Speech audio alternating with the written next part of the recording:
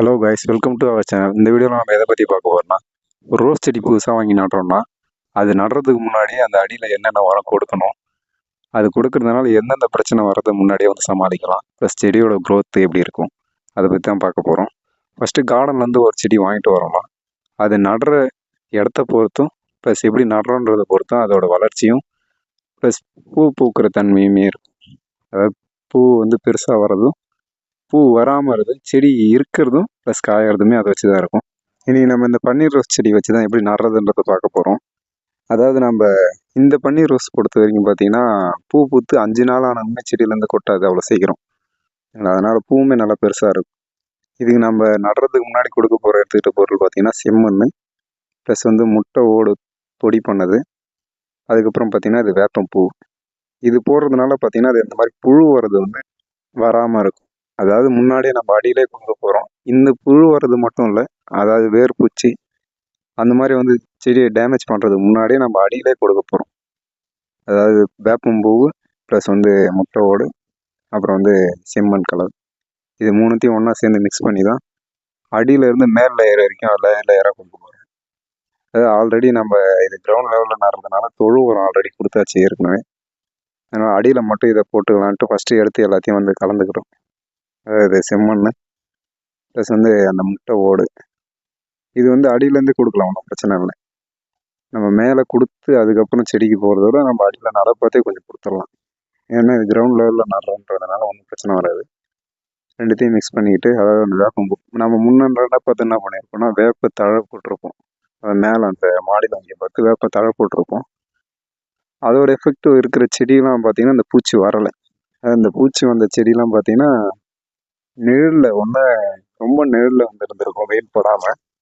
அப்படி இல்லைன்னா இந்த மாதிரி அடியில் ஏதாவது உரம் கொடுக்குறோன்ட்டு இந்த கடலை புண்ணாக்கு இந்த மாதிரி ஒரு சில உரம் கொடுக்க பார்த்து அதை மட்டுமே தனியாக கொடுத்துட்டு அப்படியே விட்டுடுறது. அதுலேயுமே வந்து இந்த புழு வர ஆரம்பிக்கும். ஃபஸ்ட்டு பார்த்தீங்கன்னா குழியை எடுத்து வச்சுட்டு அதில் ஃபஸ்ட்டு அடியில் ஒரு லேயர் போட்டுரும். இந்த முட்டை ஓடு ப்ளஸ் இந்த செம்மண் இது மூணுத்தையும் சேர்த்து ஒரு கலவையாக கலந்து அடியில் கொடுத்துட்றோம். கொடுத்ததுக்கப்புறம் பார்த்தீங்கன்னா அதுக்கப்புறம் அந்த செடியை லேயர் பை லேயராக அந்த உரத்தை நம்ம மேலே வச்சுக்கிட்டே வரோம்.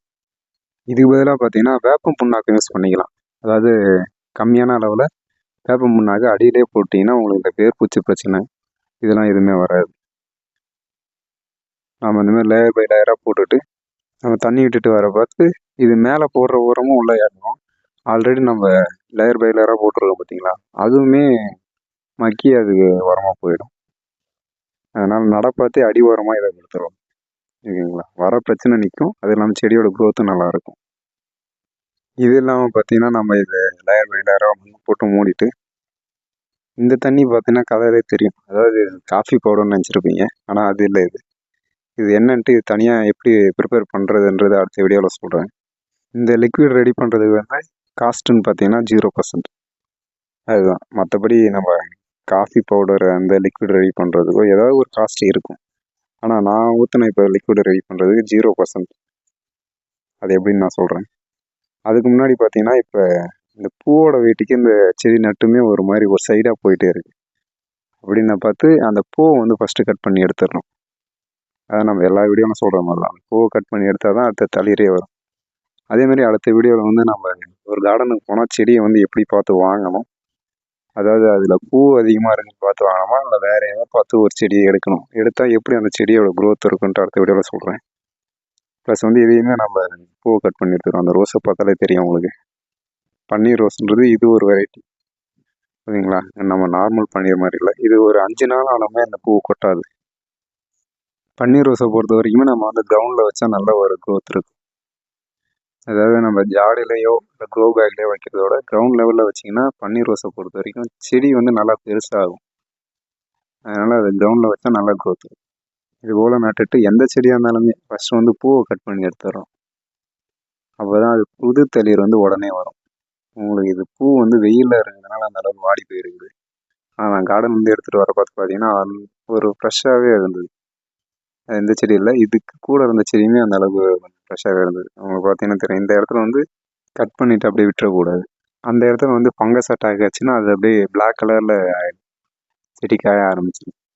மஞ்சள் வச்சிடலாம் இல்லைன்னா அந்த கட் பண்ண இடத்துல. அப்படி இல்லைன்னா வந்து நம்ம கத்தாழை தடவி விட்டுறலாம். இந்த செடி நீங்கள் நல்லா பார்த்தீங்கன்னா தெரியும். அந்த ஒவ்வொரு இலையிலையுமே வந்து பட்ஸ் வர ஆரம்பிக்கும். அதாவது அந்த துளிர் எடுக்க ஆரம்பிக்கும். செடி வாங்கும்போது இந்த மாதிரி தான் பார்த்தே வாங்கணும். அதாவது பூ அதிகமாக இருந்தால் மட்டும் வாங்கிட்டு வந்துச்சிங்கன்னா இங்கே வந்து பூ பூக்குதான்னு தான் பார்த்துட்டு இருக்கணும். அதனால் எடுக்க பார்த்தே அந்த ஸ்டெம் எப்படி இருக்குது, அதில் பட்டிங் எப்படி வருதுன்றதை பார்த்து எடுக்கணும். நம்ம அதில் கொடுத்த மாதிரியே வந்து இதுலேயுமே வந்து இன்னும் எந்த உரமும் கொடுக்கல. செடி நடும்போது அந்த தொழு உரம் கொடுத்ததோட சரி. அதில் வந்து அடிஷ்னலாக எந்த ஒரு உரமும் கொடுக்கல. அதுலேயே நம்ம பார்த்தீங்கன்னா நல்லா ஒரு துளிர் எடுக்குது. நீங்கள் இந்த வீடியோ லாஸ்ட்டில் இருக்குன்னு நினைக்கிறேன், அது பார்த்தா தெரியும். இப்போ வந்து அடிஷ்னலாக நம்ம வந்து ஃபஸ்ட் எடுத்த உடனே அந்த முட்டை ஓடு கொடுக்க போகிறோம். துளிர் வந்துருக்குது பார்த்தா தெரியும்னு நினைக்கிறேன் இதுலேயே. அதனால் அடிஷ்னலாக இப்போ வந்து முட்டை ஓடு கொடுக்குறது வந்து மண்ணை வந்து லூஸ் பண்ணிடும். இந்த மாதிரி நீங்கள் கிரவுண்டில் வச்சுருந்தாலும் சரி, இல்லை பாட்டில் ஏதோ க்ரோ பேக்கில் வச்சுருந்தாலும் சரி, ஃபஸ்ட்டு எடுத்த உடனே மண்ணை வந்து லூஸ் பண்ணி வச்சுக்கணும். அதாவது இந்த மாதிரி கிண்டி விட்டிங்கன்னா ஏர் சர்க்குலேஷன் கரெக்டாக இருக்கும். அதுக்கப்புறம் பார்த்தீங்கன்னா எடுத்து நம்ம அந்த முட்டை ஓடு பொடி பண்ணி வச்சுருக்கிறத வந்து எடுத்து போட்டு விட போகிறோம். இந்த ஒரு உரம் இல்லை, நீங்கள் லிக்விடாக கொடுத்தாலும் சரி, எப்பயுமே வந்து அந்த மண்ணை வந்து லூஸாக இருக்க மாதிரியே பார்த்துக்கணும். அப்போ தான் அது வேர் வழியாக போய் சீக்கிரமாக அப்சர்வ் ஆகும். அது இல்லாமல் வந்து ஏர் சர்க்குலேஷன் கரெக்டாக இருந்துச்சுன்னா உங்களுக்கு செடியோட க்ரோத் நல்லாயிருக்கும். ஃபஸ்ட்டு எடுத்த உடனே கிரவுண்ட் லெவலில் வச்சதில் வந்து இப்போ தான் நம்ம முட்டை ஓடு அது மட்டும் கொடுக்குறோம். அடுத்த ஒரு வாரம் கழித்து அடுத்த வாரம் என்ன கொடுக்கலான்றதை பார்ப்போம். இது வந்து ரோஸ் செடிக்கு மட்டும் இல்லை, எல்லா செடிக்குமே கொடுக்கலாம் அந்த முட்டை உரம்ன்றது. அது இல்லாமல் கிவ்அவே பற்றி போயிட்டுருக்கு. ஆல்ரெடி ஒரு ஆளை செலக்ட் பண்ணியாச்சு. 500 சப்ஸ்கிரைப் வர்றதுக்கு இன்னும் ஆல்மோஸ்ட் ஒரு 80 சப்ஸ்கிரைப் தான் இருக்குதுன்னு நினைக்கிறேன். 82 சப்ஸ்கிரைப் இருக்குது. அது வர்றதுக்குள்ளே இன்னும் ஒரு 2 பேரை செலக்ட் பண்ணணும். ஓகே, அதுவும் ஒன்றும் பிரச்சனை இல்லை, செலக்ட் பண்ணுறோம். நம்ம எப்பயும் சொல்கிற மாதிரி தான், அதாவது ஆர்கானிக்காக போகும்போது ரோஸ் செடின்னு இல்லை, எந்த ஒரு செடியாக இருந்தாலுமே க்ரோத் வந்து ஸ்லோவாக தான் இருக்கும். அதாவது லாங் டைம் இருக்கும். நேச்சுரல் வழியாக போக பார்த்து ஆர்கானிக்காக போக பார்த்து, ஆனால் க்ரோத் ஸ்லோவாக இருக்கும். அது லாங் டைம் இருக்கும். அதனால் இமிடியேட்டாக க்ரோத் வேணும்னா நம்ம வந்து மண்ணை வந்து பாழ் பண்ணுற மாதிரி ஆகிடும். அதாவது இந்த டிஏபி அந்த மாதிரி கெமிக்கல் யூஸ் பண்ணிங்கன்னா செடியோட க்ரோத் நல்லா இருக்கும் ஒரு சில டைம் வரைக்கும். அதுக்கப்புறம் பார்த்தீங்கன்னா அதோட க்ரோத் அப்படியே குறைய ஆரம்பிக்கும். அந்த இடத்துல நீங்கள் வேறு எந்த செடி வச்சாலுமே அதோட க்ரோத்துமே டவுனாக தான் இருக்கும். அதனால் எப்பயுமே பார்த்தீங்கன்னா உடனடியாக ரிசல்ட் வேணும்னு நினைக்காதீங்க. நீங்கள் கொடுக்குறது கொடுத்துக்கிட்டே இருங்க, அது ரிசல்ட் கண்டிப்பாக வரும்.